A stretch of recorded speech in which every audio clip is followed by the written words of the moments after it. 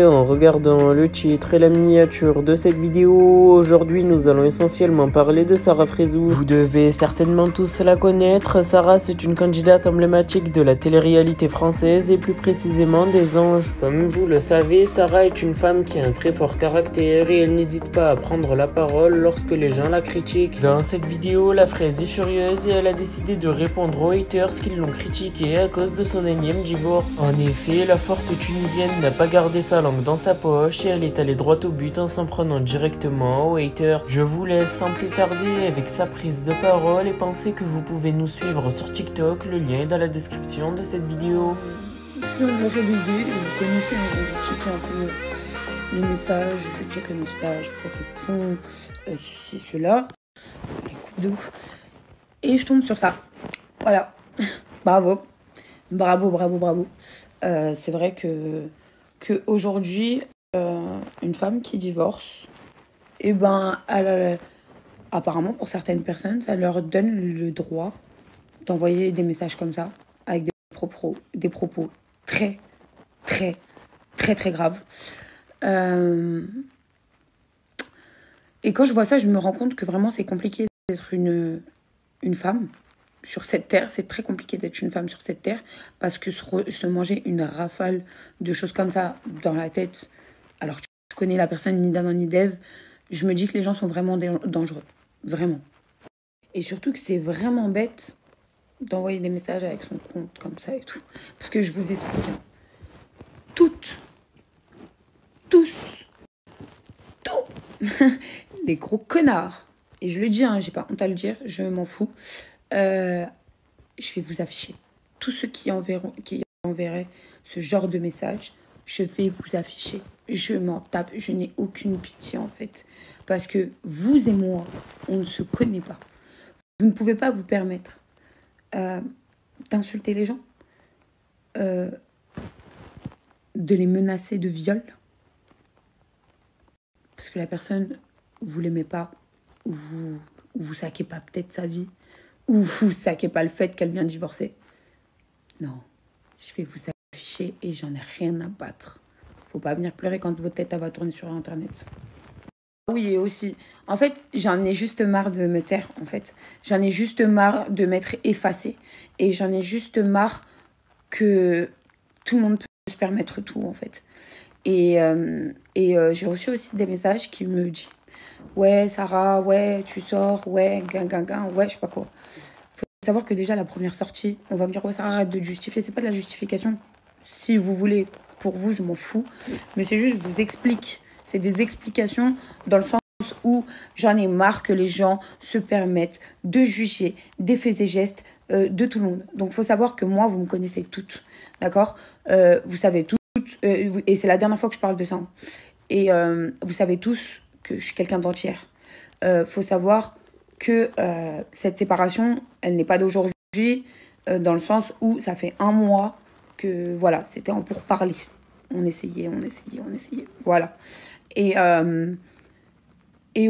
aujourd'hui, j'ai décidé de prendre un mode de fonctionnement différent que je ne faisais pas avant. Ça veut dire que avant, et pourtant je l'ai fait, mais je l'ai fait en privé en fait. J'avais pas forcément besoin de vous montrer que je n'allais pas bien pendant toute la période où ça n'allait pas. Et pourtant, ça n'allait pas bien pour beaucoup d'autres choses et je vous l'ai montré. Et en fait, d'habitude, je me morfonds. Je ne mange plus, je ne sors plus, je ne dors plus, je ne vais plus voir d'amis. Et du coup, je me mets dans une bulle qui est très très malsaine et qui fait que je pars dans un délire qui est pas bon, un mauvais mood où j'ai l'impression que tout s'écroule. Et en fait, j'ai pas envie. J'ai pas envie. Là, j'ai envie de faire le deuil de cette relation autrement. Ça veut dire que j'ai juste envie de penser à autre chose. Oui, quand je me retrouve le soir dans mon lit, oui, j'y repense, je suis triste. C'est ça que vous voulez entendre, mais vous ne me verrez pas. Donc je vais vous le dire. Oui, je suis un être humain. Oui, je suis triste. Oui, oui, je me dis que ça aurait pu marcher. Oui, je me dis plein de choses. Vous savez, quand vous êtes dans une séparation, vous allez avoir des moments d'espoir, comme vous allez avoir des moments d'énervement, comme vous allez avoir des moments où vous allez tout remettre en question. Vraiment. Donc, sachez que je me suis remise en question plusieurs fois. J'ai énormément changé vis-à-vis de mon caractère. Et je pense que, arrivé à mes 30 ans, je suis arrivée à un stade de ma vie où vraiment, je suis beaucoup plus posée et je suis mieux dans ma vie. Genre, c'est mon meilleur âge. Vraiment, 30 ans, c'est le meilleur âge que j'ai eu. C'est le... Enfin, je sais pas comment vous expliquer, voilà. Et donc, arrêtez de vouloir juger les réactions ou les faits et gestes de quelqu'un qui vient de se séparer, car tout le monde fait le deuil de sa séparation comme il l'entend.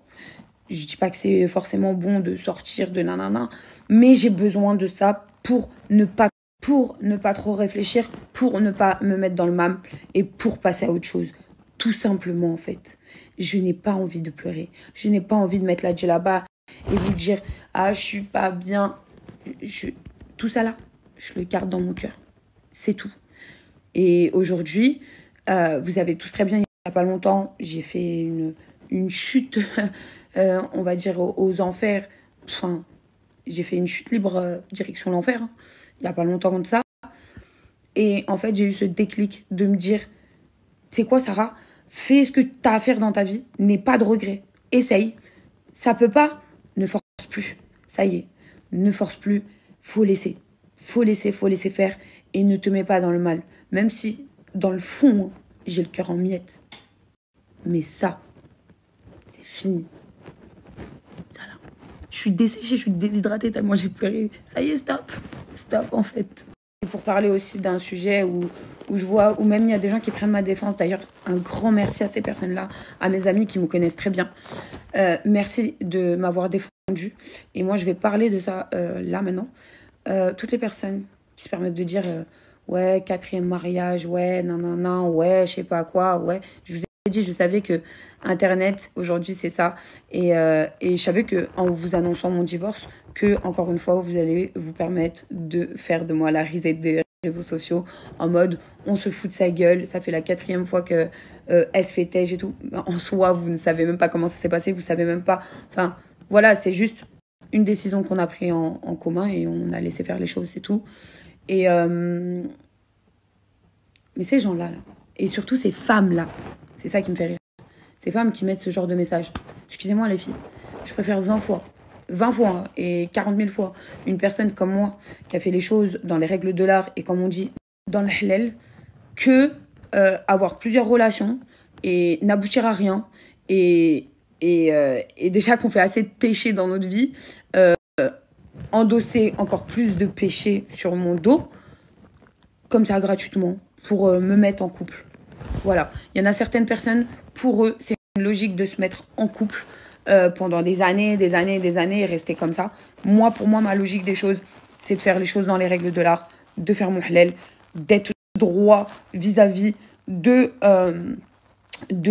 ma religion, même si je ne suis pas un exemple. Je tiens bien à préciser, je suis loin d'être un exemple. D'ailleurs, je vous le dis, mais voilà. Chaque acte est jugé à part. C'est pas parce que vous faites des péchés toute l'année que vous devez endosser encore plus de choses. Donc voilà, tout simplement. Et surtout les meufs, vraiment, dans le 3/4 de celles qui ont parlé, j'ai envie de vous dire, les filles, désolée, enfin, je sais même pas quoi vous dire, mais vous parlez d'une personne, ouais, c'est marié. Ouais, il y a quoi de mal en ça? C'est quoi, en fait? Quand on n'est pas un exemple, par exemple, qu'une meuf va s'amuser avec des mecs ou elle va se mettre en couple avec elle va changer, ça dérange personne. Ça dérange personne, là, on parle pas d'exemple. Quand une femme se marie et que ça marche pas et qu'elle divorce, c'est ha ha ha, regardez, elle s'est mariée, ha ha ha, elle s'est affichée, ha ha ha ha ha. Et pourquoi faire? Qu'est-ce que ça a changé à votre vie? Vraiment. Vraiment, pourquoi faire? Je comprends pas. J'ai juste envie de vous dire, c'est vraiment pas de ma faute si je me mets en relation et que on me demande en mariage. Est-ce que ça, c'est de ma faute? Est-ce que ça, c'est de ma faute de dire oui à un mariage religieux parce que j'aime la personne? Est-ce que ça fait de moi une coupable? Donc à un moment donné, vraiment, posez-vous les bonnes questions. Et les filles, pour toutes celles qui parlent de